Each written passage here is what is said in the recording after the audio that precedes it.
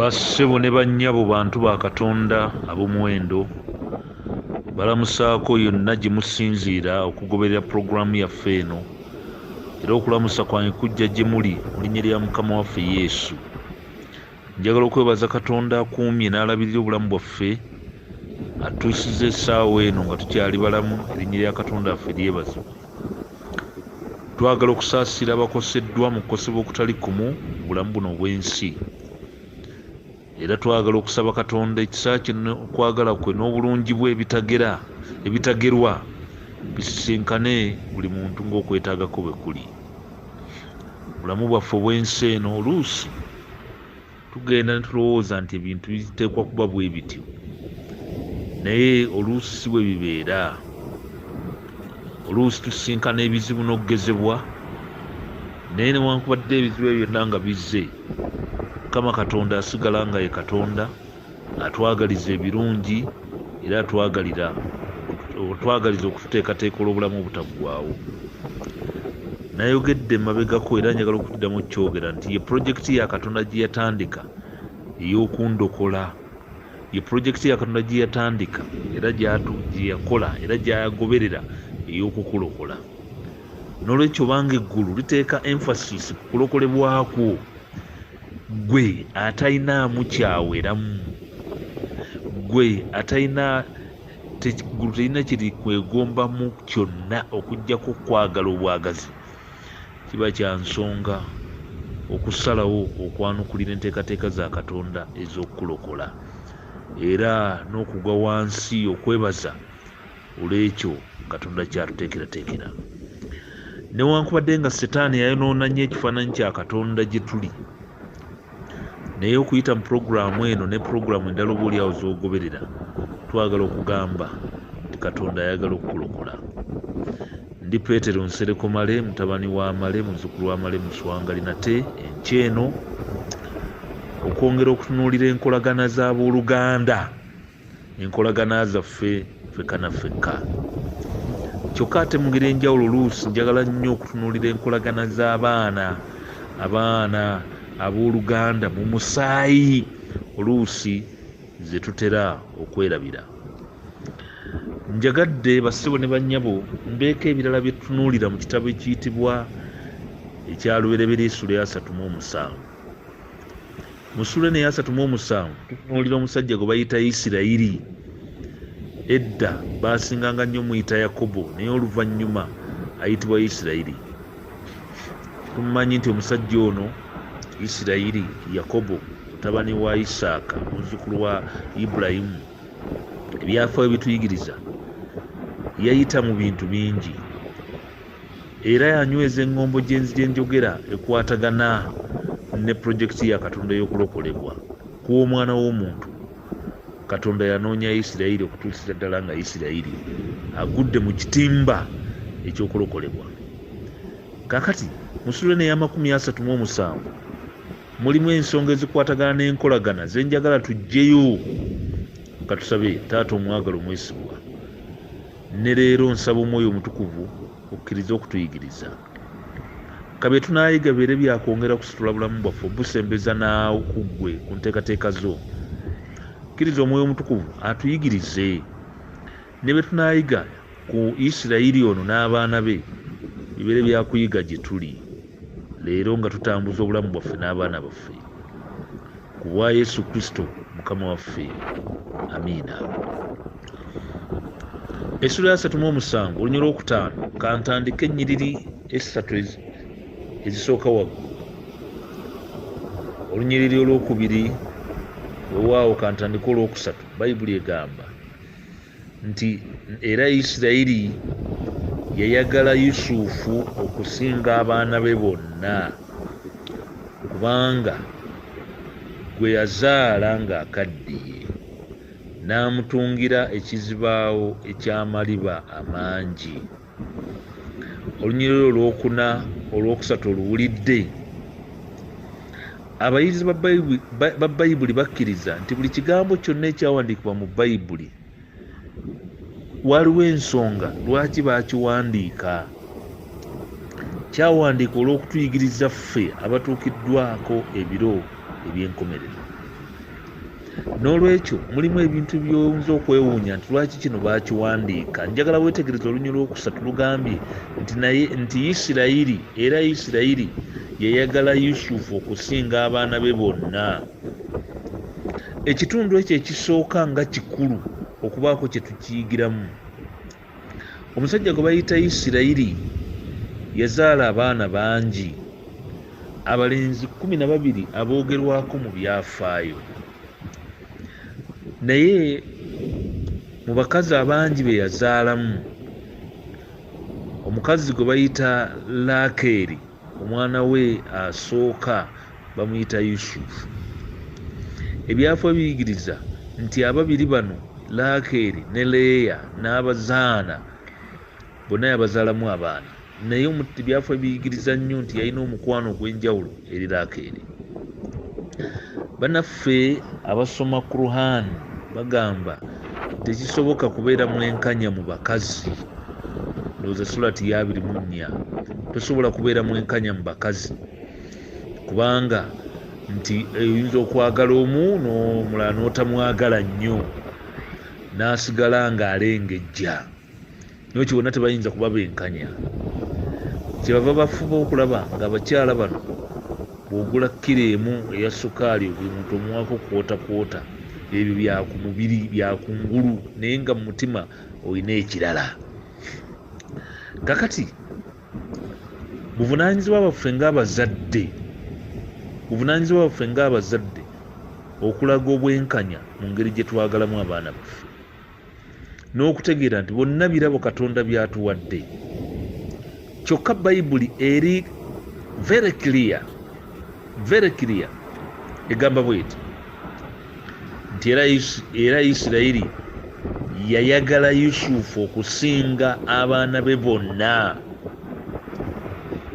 Ekigambo ekyo bassebo ne bannyabo ntonokezo ya bizibu, nti Isirayiri n'ayagala Yusufu okusinga abaana be bonna. Kino kitegeeza nti omuwandiisi bw'ayogera ekigambo kino ayogera ebintu bibiri. Ekisooka ayogera ekiri mu mutima gwa Yusufu gwa Isirayiri, nti mwalimu omwana gwe yayagala kuva mu mutima.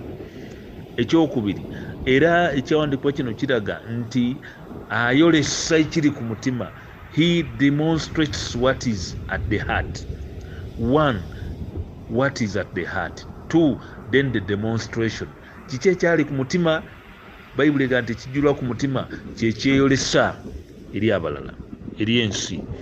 Ekyali ku mutima kyali love, and the love was for one man, and the man was Joseph. And the demonstration also indicated what was at the heart. Mutima kwaliko Yusufu, n'okwoleka nekwoleka Yusufu. Bayibuli egamba nti n'amwagala okukira abaana abalala. In other words, abalala n'abanga atabalaba, n'abanga atabazaala, naye alina omuntu omu gw'ayagala n'akyoleka. Bayibuli kyeva ekijjayo n'egamba nti yayagala Yusufu okusinga abaana abalala. Kizibu nnyo okugamba nti abaana bonna b'ozaala nti obaagala ekyenkanyi, naye ate bw'okyoleka nti waliwo abaana n'ebyana, kabonero akalaga nti ogenda okuleeta ebizibu mu nnyumba. Bayibuli egamba bw'etunyola okusatu nti era Isirayiri yayagala Yusufu okusinga abaana be bonna, kubanga gwe yazaala ng'akaddiye. Eyo ensonga gye batuwa wano, kubanga yamuzaala akaddiye. Tegeeza bw'ozaala gw'ozadde nga mukadde, ndowooza abeera kumpi naawe. Waliwo amazima amatuufu agalabika nti oluusi bw'ozaala omwana ono gw'ozadde oluvannyuma abeerawo okuweereza, munyumya mu kaseera ak'obukadde. Omwana ono abeera kumpi ne munyumya nga bali abala bagenze, abala batandise okuwasa, abala batandise okukola biki n'ebifaana bwe bityo. Ono waali mu biseera eby'obukadde nga weetaaga kampani, ono waali n'ebifaana bwe bityo. batandise okwogera amubuulira ebimukwatako n'ebyafaayo bye. Kino kyekyali ku Yusufu ne kitaawe Yakobo, nti baabeera n'akaseera akamala okwogera. Kale nno Bayibuli egambye nti waliwo ekyali kiriya, he loved Joseph more than any of the other children of his. Abaana bonna baaliwo, naye ono Yusufu yamwagala, n'amwagala okusinga abalala. Bayibuli ennyonnyola olwokusatu lugamba ekintu ekirala ekikulu ekigamba nti kubanga gwe yazaala ng'akaddi n'amutungira ekizibaawo eky'amabala amangi, n'amutungira olugoye, n'amutungira eggawuni, n'amutungira ekyambalo eky'enjawulo ekyali kimutikkira okubeera ow'enjawulo, n'amuleetera ekigoye ekimulaga nti mukulu mu banne, n'amwawula mu banne ng'amwawudde olw'ekyo kye yali amulina mu mutima. Omwana ono n'atandika okutambula mu banne nga wanjawulo, kubanga ayambadde ekyambalo ekyenjawulo kataata kyamuwadde ekivudde ku ntobo y'omutima gwe, alyoka atambule nga wanjawulo mu banne.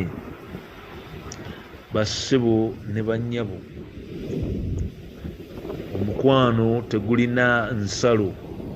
Oli bw'ayagala omuntu amwagala, era omuzadde alina eddembe oba oliawo okubeera ne choice mu baana be. Kyokka njagala okubategeeza mikwano gyange nti si kirungi kwoleka kino mu baana.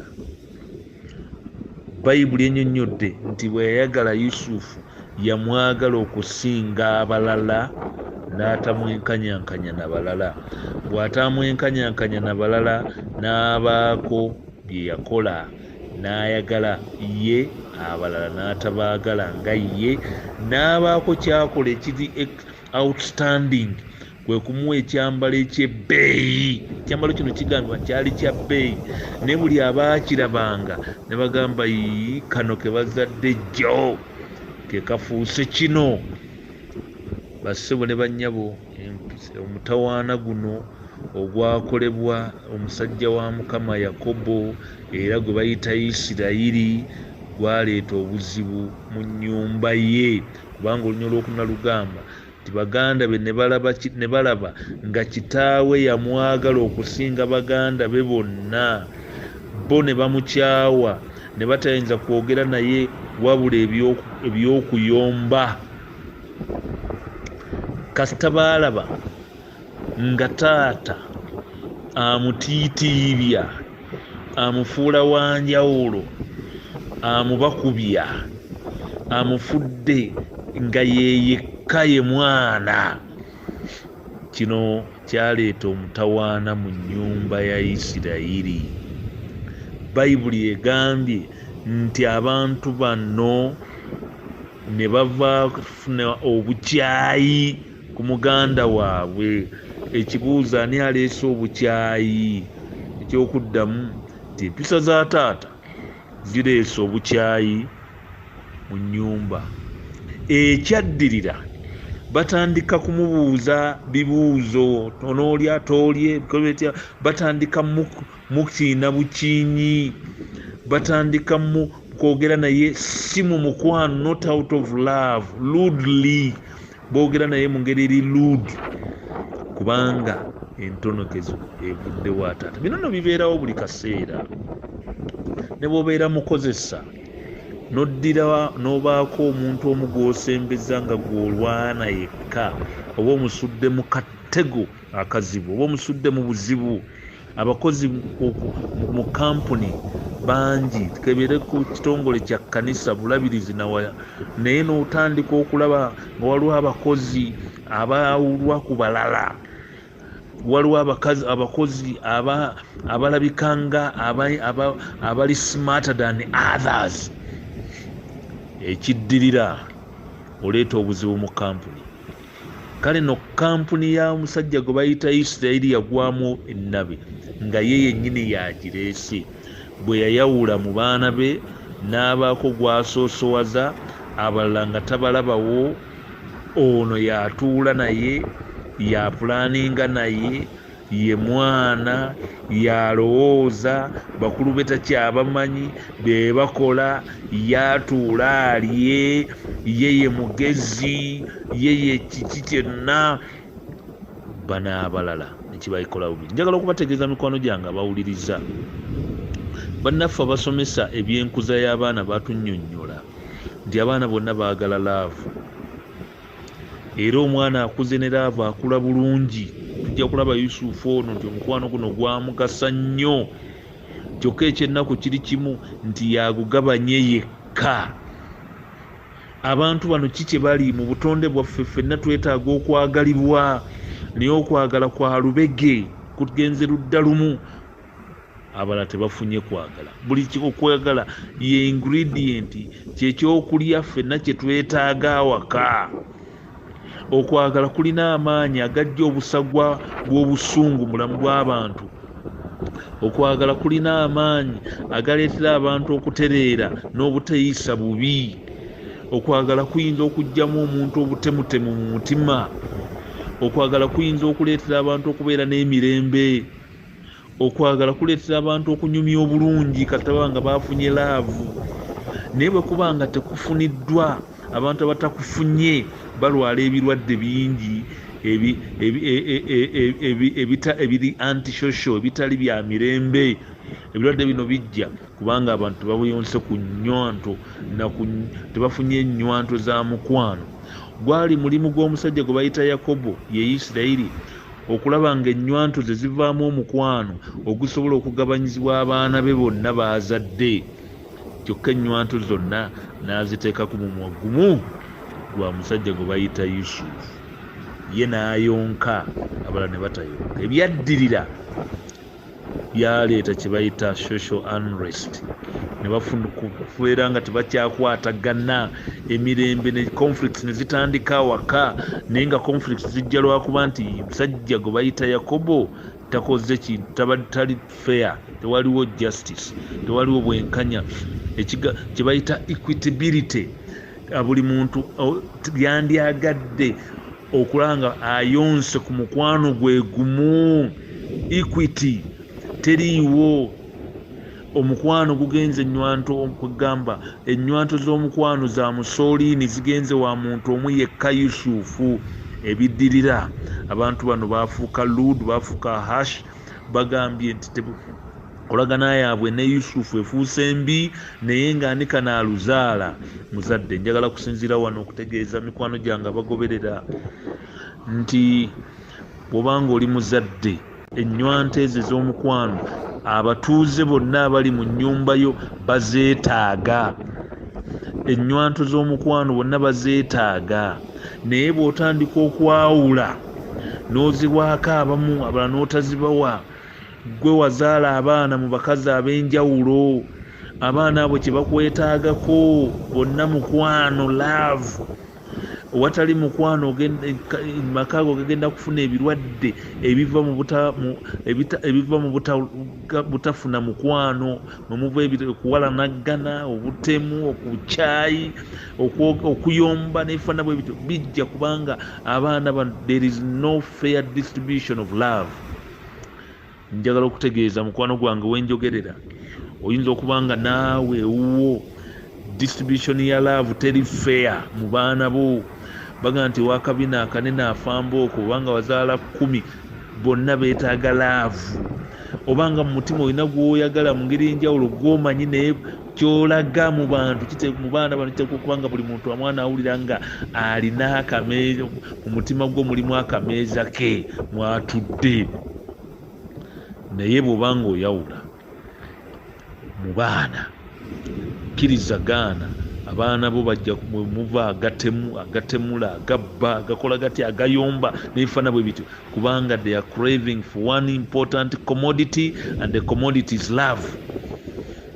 Mukwano gwange agoberera, nsigo ki z'osiga awaka? Zigenda kumeruka ziveemu kiki? oyinza n'okuba nga otuuse n'okuva mu bulamu bw'ensi eno naye ng'ensigo zino zigenda kusigala nga zifuuse namutaayiika. Lwaki ennyumba yo yandibaddemu entalo n'obutakkaanya? Buvunaanyizibwa bwo okulaba ng'abaana bonna obaagala. Tekikola njawulo bafaanana batya, tekikola njawulo baani alina ssente baani atalina, niyo okubeera nga omukwano gwo gukaatinga cross. Leero kankome wano, nsaba ekisa kya Katonda kibeere nze naawe, embeera ya Yakobo giveemu, abaana bonna baagale, n'abo abakulu beetaaga okulya nti obaagala. Bano betusomyeko gaagamu gaali gasajja gakulu nga gonna they are all craving for love. Nolwekyo abaana bo obanga gwo bazaala balaga omukwano. Taata omwagalwa ayinza byonna, nga tweyanziza omukisa gwe tufunye okubeera abalamu okutuuka kaakano, otubeere Katonda ebya Yakobo bibeere lesson gye tuli ng'abazadde, obutasosolanga mu baana naye bonna okubalaga obwenkanya, kubanga tutegedde nti bonna beetaaga mukwano. Kyenva nsaba otubeere ng'abazadde okuyonkanga ku nnywanto ez'eggulu ezijjudde omukwano ogutuukiridde, naffe tuyonsenga abaana baffe ekyo. Kwagala kukubeere naffe obutatuvaako, bwa Yesu Kristo Mukama waffe.